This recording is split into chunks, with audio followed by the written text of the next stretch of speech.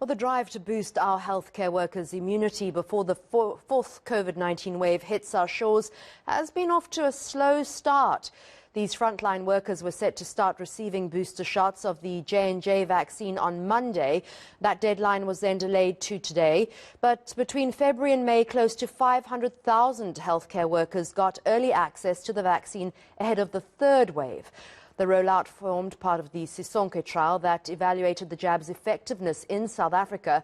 Manqoba Ntunu has been tracking the story and joins us now from Baragwanath Hospital. Thanks so much for joining us, Manqoba.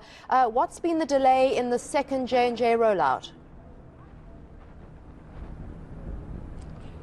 Well, Annika, at this particular point, we do understand that the inoculations were expected to begin yesterday, but of course, there were some technical glitches that were reported yesterday, and I did also hear some of it relating to load shedding. But of course, the department saying that the vaccinations would only resume today, but of course, it is definitely all systems go for the second Sisonke trial to resume this morning. We have not seen any long queues at this particular stage here at the Chris Baragwanath Hospital, but this particular second phase is specifically targeting healthcare workers who would have received their J&J jab during February and May this year, and the department is saying that hopefully by this morning they had registered just over 391 people, or they had sent SMSs rather, Annika, to over 391,000 people. And of those that had received those SMSs, we do understand that over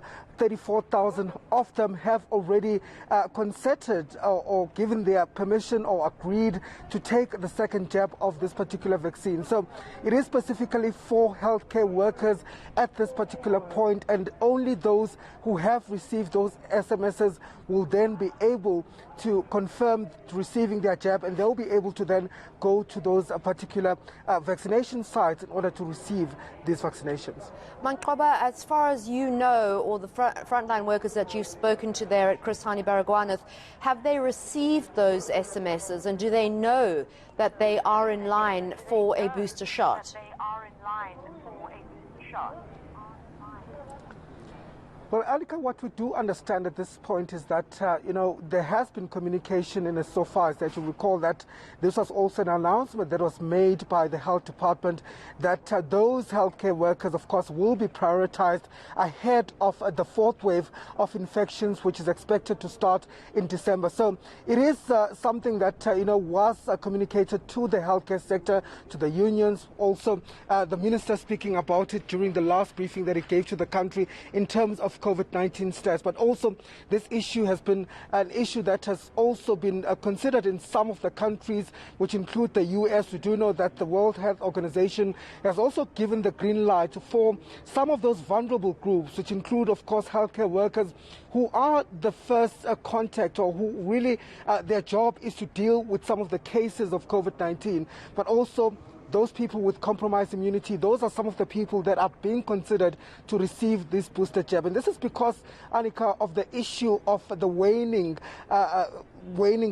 durability of this particular vaccine. And, there is studies that show that over a period of between 6 to 9 months, the J&J vaccine, or some of the vaccines, do start to actually show signs of waning. And therefore, it is quite crucial that before this fourth wave hits, that those healthcare workers will receive these jabs to ensure that when it does eventually arrive in the country, they are then protected again from getting infected with COVID-19. Manqoba, before I let you go, have you heard anything about whether other frontline workers will be in line next after healthcare workers? I know that we as journalists had access to the J&J, police, educationists, etc.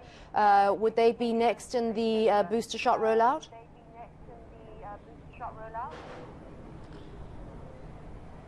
Well, Annika, at this point, the department saying that they're still looking into that particular matter. What they've told us at this particular point is that at the moment, this is only targeting those healthcare workers. So they're still making studies as to whether or not other vulnerable groups will need to follow suit in terms of these. But they're saying that at this particular moment, it's only focusing specifically at these healthcare workers who would have been vaccinated in that first Sisonke trial. So as far as other groups are concerned, as far as the police are concerned, as far as the elderly are concerned, and those people that are immune compromised, those of course are still being considered by the government, and they're saying that they will make announcement when the time is right as to what will be next. But in terms of the phasing or the planning of it now, we do understand that it is quite, again, back to that planning stage as to how this second dose, the booster shot, will then be rolled out across the country. But for now, it's still healthcare workers first.